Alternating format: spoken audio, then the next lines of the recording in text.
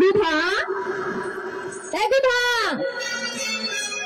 বিভা রে কত সাহসী বেড়ে ছেলে, সামনে এসে কথা কও। পিছা দিয়ে গেলে কে তুমি? তোর বুদ্ধি। ওকে মাকে সম্মানিত সুধি চলে আসে, আমার বুদ্ধি ফিরিস। পিছনে ঘুরে দেখ। আমি তাকাইতে পারবো রে? দেখ না। সরম আছে না আমাকে, এমনি করে তাকাতে পারিস না? ঘুরে দেখ। ঘুরে দেখবো?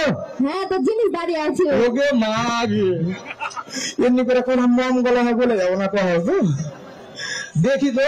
না না না দেখবো, কিন্তু আমাকে একটু জুয়ান ভাই যারা যুবক আছে তারা সাহস দিলে দেখবো, নাহলে আমার আক্কেল তারা চিত্রে যাবে। দেখবো ওকে মাকে। আরে তাই তো রে, তুই কেন এখানে? আমি যে বিশ্বাসই করতে পারি না। এখানে আজকে কি হচ্ছে তুই জানিস?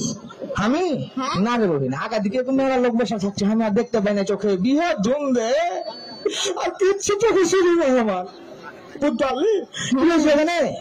ওই যে নারী উদ্যোক্তা মেলা, তুই জানিস না? এখানে নারী উদ্যোক্তা মেলা হয়েছে? হ্যাঁ, আমার অফিসার নানা এখানে আছে। হ্যাঁ শোন, হ্যাঁ তোর একটা ভালো কণ্ঠে একটা গান গেল শোনা তো। ভালো কণ্ঠে গান শুনবে তো হেলমেট লিয়ে গেছে জীবন দিতে, মাথা ফাটা মরবো না আমি। দেখলে এমনি কচুর গাছে ঝুলে যাবো। আমি এতটাই সাহসী চ্যাংড়ার, আমি গান গাবো ফাঁকা মাঠে গান গাই করে ছাগল পালাতে যা, তাও মনে কাজে উল্টা করে ট্যাং ভাঙে। গান করতে হবে? হ্যাঁ, এরকম করে বেড়ি ছেলে তো লরম করে কইবার কোন চ্যাংড়া গান গাইতে পারবে না, কত না পারবে ও মাইক্রোফোন ছাড়বে না। লে ধর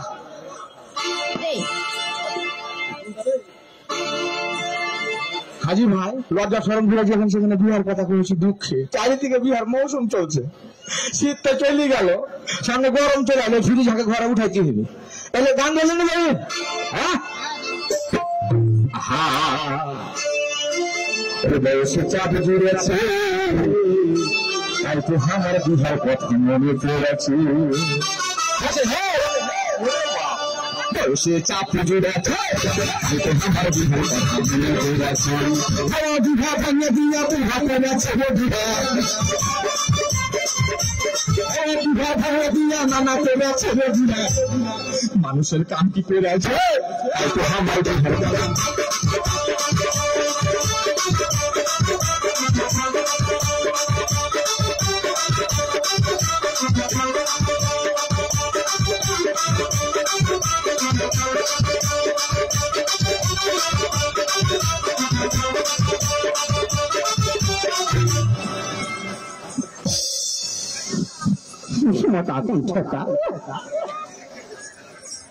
আজি তুমি আগে চোখে গেছিলে নাকি? সেটা জালি মাঞ্জাটা ভেঙে দিলে, হানা করে খাওয়ার বিস্মায় দিলে। জালি মাজা ভেঙে দিলে, জিগলা কথা কয়ে চকে পাইট করে পিটা দরকার কেন?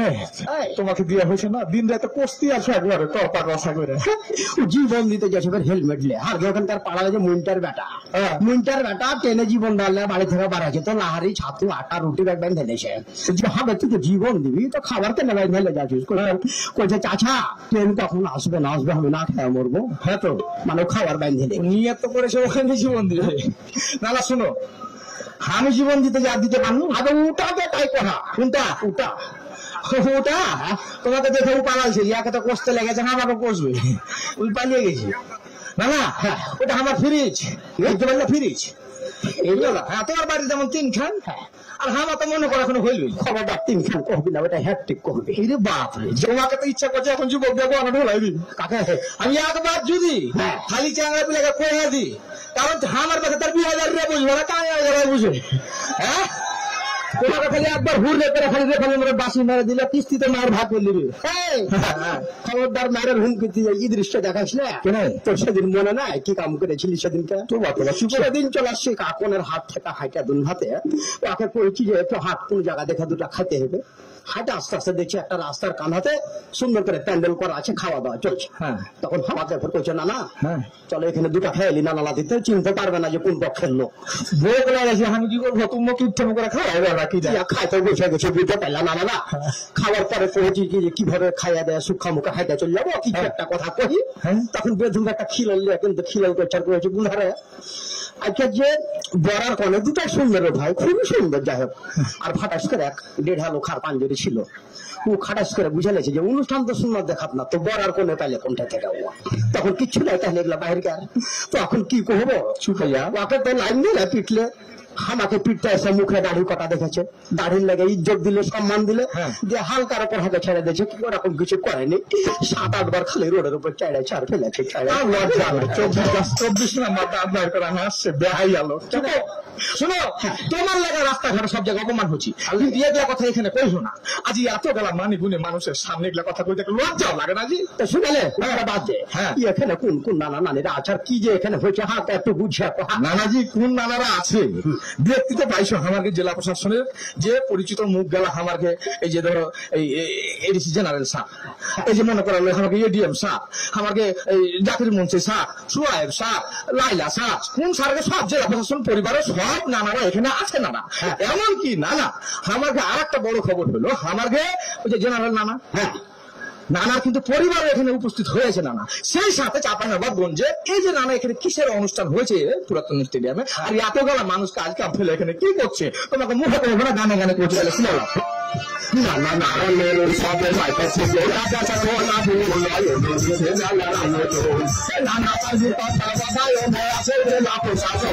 নানাজি, নারী পুরুষ সবাই মিলে এই যে না আমরা আগে যেতে হবে, সেই জায়গায় নানা তারুণ্যের উৎসবে গোটা দেশ মাইতেছে। কেন ঢাকায় অনুষ্ঠান করে আইলা না, তারুণ্যের উৎসবের আয়োজন, ওইটাই এখন জেলা পর্যায়ে নানা আমাকে ডিসি নানারা, এই যে ডিসি নানারা আমাকে জেলা প্রশাসন এগুলা কি করছে, নারী উদ্যোক্তা মেলার আয়োজন করেছে। আর ওখানে মনে করে এত করে স্টল দেখতে পাচ্ছ না, এগুলো সব নারী উদ্যোক্তা। আমাদের স্টলের কথা বলবো, তোর একটা স্টলের কোনো মূল্য নাই, এত কালা স্টল যা কোনো স্টলে এক কাপ চা পাইলো না, এই তো স্টল হলো কাজী ওইটা গা ঘরে আমাদের রঞ্জনের স্টল নয়, এগুলো স্টল মানে হচ্ছে এখানে নানা প্রদর্শন করছে। তার গেছে মনে করে এলো যে ধরো একজনের কথা সিলাই করেছে, একজনের মধু উৎপাদন করছে, যার যার যে পণ্যটা নানা যে উদ্যোক্তা হয়ে যার কি নারীর ঘে পক্ষ নিয়ে অত মাস্টার হামারাকার দিকে করিস না। কেন? কারণ নারী ছাড়া চলতে পারে না। কেটা এদিকে যাবো পরে মঞ্জুর না ওদের পানি দে, মা পাঞ্জা বিটা দেয়, একটা কাম নিজে করো না, কুড়ে গেল কুড়ে গেছে যদি পরীক্ষা দেওয়া হয় কুড়াতে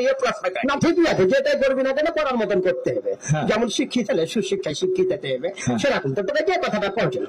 নারীর এত সুনাম করতে যাস না, কারণ তুই নারীর সম্পর্কে জানিস না। আমি জানি না। হ্যাঁ, আমাকে পাড়ার কথা শুনেলে এই ছোড়া যে এসব চুপারের বেটা মালিক, মালিক গেছে শনিবারের হাটে, মল্লিকপুরে হাট যাইয়া কিন্তু একটা সুন্দর হাঁস কিনে এসছে, নিয়ে আইসা আর গিথানকে কইছে হাঁসের রান দুটো সুন্দর করে রান্না হাঁকে দিয়ে তো আমি খাবো। ওরে বাবা, তখন কিন্তু এই বেটি ছেলে বললে নারী কিন্তু রান রানতে রানতে একটা রান কিন্তু খাইয়ে লেছে। আচ্ছা, হাতে একটাই। এখন দুপুরে ভাত খেতে বসার সময় একটা রান দিয়েছে, আর ফের কইছে যে হাজি রান আর একটা কই, কেন একটা হাঁসের কয়টা রান হয়? আর স্ত্রী কইছে, তোমার স্বামী কইছে কেন দুটা রান হয়? তখন আর স্ত্রী ভট করে কইছে যেটা জানো না সেটা কখনো কেন, একটা হাঁসের একটাই রান হয়। তর্ক বিতর্ক লাগিয়ে দিয়েছে ভাই। তখন আর স্ত্রী কইছে রান কয়টা হয় তোমাকে দেখাবো পোহাতে যায়। সকালবেলা ভাই চলে গেছে পুকুরের পাহাড়ে, যায় ভাই সকালে দেখছে হাঁস কিন্তু জাড়ের লেগে ঠান্ডার লেগে এক মা কিন্তু এবার উঠিয়া খাড়ে আছে। তখন আর স্ত্রী স্বামীকে কইছে দেখো তো হাঁসের কয়টা পা? কইছে একটাই। কইছে তাহলে একটাই রান। তখন ওর স্বামী ভট করে ফিরে একটা ঢেল নিয়ে ভাই যখন চালাইছে হাঁসের দিকে, হাঁস কিন্তু ওই পা নামিয়ে দেখাতে লেগেছে। তোর স্বামী বলছে এখন কয়টা পা? কইছে দুটা পা। কইছে তাহলে দুটা রান কই? ওর স্ত্রী হায়ের মানবে না, তার লেগে ওকে কইছে যে তুমি কসম খেয়ে কহ তো হাতে কি হাঁস ঢেল মেরে কিনেছিলে? হাতে যে হাঁস কিনলে তো ঢেল মেরে কিনে কি বুঝা গেল যে ও বেটা ছেলে হলেও গিথানটাই কিন্তু খুব চালাক, ওকে যুক্তি দিয়ে বুঝিয়ে দিলি। তোটা তাহলে বুঝতে পারলো যে নারী উদ্যোক্তা মেলা ধরনের উৎসব চলছে, দেশকে বদলাইতে হবে, পৃথিবীকে বদলাইতে হবে। এই উপলক্ষে নারী উদ্যোক্তারা এখানে স্টলের আয়োজন করেছে, জেলা প্রশাসন নানারা এখানে সার্বিক তত্ত্বাবধানে আছে, নানা দেখভাল করছে। এটা যারা গান গাছতে পৌঁছে শুনে ভাই তাহলে শুনেলাম না সার্বিক তত্ত্বাবধানে আছে জেলা প্রশাসন।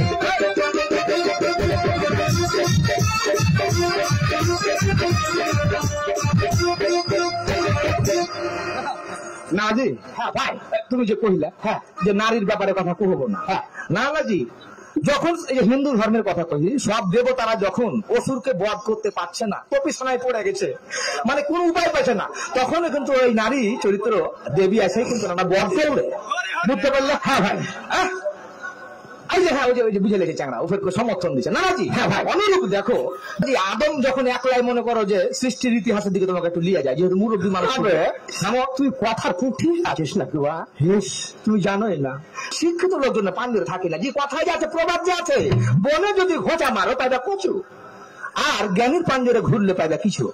বাবা আদমের পাঞ্জরে যখন হাওয়াকে দিলে তখনই তো সৃষ্টিকর্মটা শুরু হলো। হ্যাঁ ভাই তো নারীকে এত হ্যাকারত করে কথা বলছে নারী ছাড়া তো চলতে পারছে না। না একটা প্রবাদ আছে তুমি জানো কি রে ভাই এলাকায় কবি লিখেছে এই পৃথিবীর যাহা কিছু কল্যাণ কর অর্ধেক তার করিয়াছে নারী অর্ধেক তার ন বুঝতে পারলে না ভাই তুমি এই যে নানি না থাকলে তুমি কি গৃহস্থালী খালি করতে পারতে না কি বলো নয় ভাই তাই তো কইছে শুনে নাও না ভাই তাহলে ভাই নারী গর্ভে জন্ম নারী হইল মা নারীর সদা সম্মান প্রদর্শন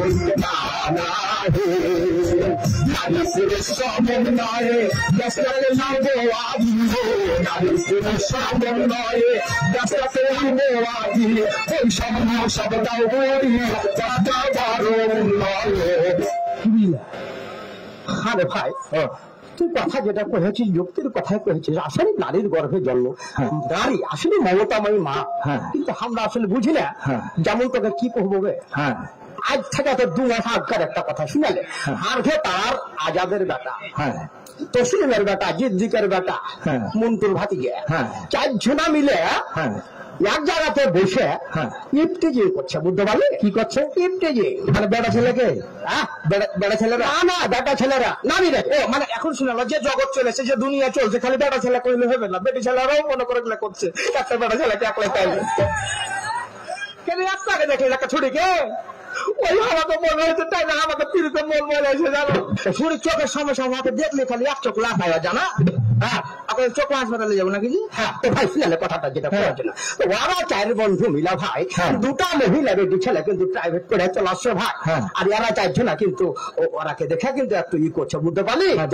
জ্বালাচ্ছে দূর থেকে জ্বালাতে আস্তে আস্তে যখন ভাই কাছাকাছি হয়েছে তখন ওর ভিতরে ফিরে একজনা দেখছে যে একজনের বহিন 4 জনা ছিল ওর ভিতরকারে দেখছে একজনের নিজের বহিন তখন এমন লজ্জা পাওয়া পাইছে রে ভাই তো আমার কাছে কথা হলো নারী পুরুষ দুইটাই তো মানুষ সমান অধিকার তাহলে আমরা কেন ওরাকে হ্যাকারত করবো তুমি বুঝে দিয়েছো তারা মানে এখানে অবুঝ লোক আমি ঢুলা পাই না এই যে দেশ বদলাও এই যে পৃথিবী বদলাও এই স্লোগান সফল হবে তোমার মতন আদার গায়ের লোক তোমার মতন মানুষের যদি দৃষ্টিভঙ্গি যেটা আসে না তাহলে আমাদের সমাজ পরিবর্তন হওয়া সম্ভব যে না হ্যাঁ কথা তুই ফেলার করেছিল ভাই সেদিন দৃষ্টিভঙ্গি খালি এদিক দিয়ে পরিবর্তন হলেও তোমার যে ভিতর এটা পরিষ্কার করো সেদিন করছি এত কিফট এত কাইহা হলে সম্পর্কে বুকে বান্ধা লিয়া যাবে কেন সেদিন দোকানদারের কাছে যা কি কামটা করলে কি করছি দোকানদারকে যা কইছে ভাই রে আমার একটা চিরনি লাগবে কইছে না চিরনি নাই নাকি কইছে আছে তো খিল একটু কম কইছে একটা খিল উঠে গেলে সমস্যা নাই কইছে না এটাই চিরনির লাস্ট খিল ছিল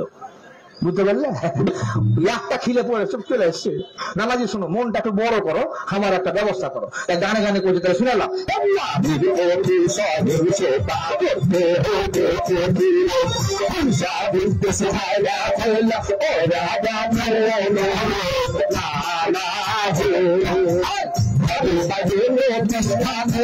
নারীর সমান সব না থামে নারীর ভাইরে প্রতিষ্ঠানে নারীর সমান সব স্থানে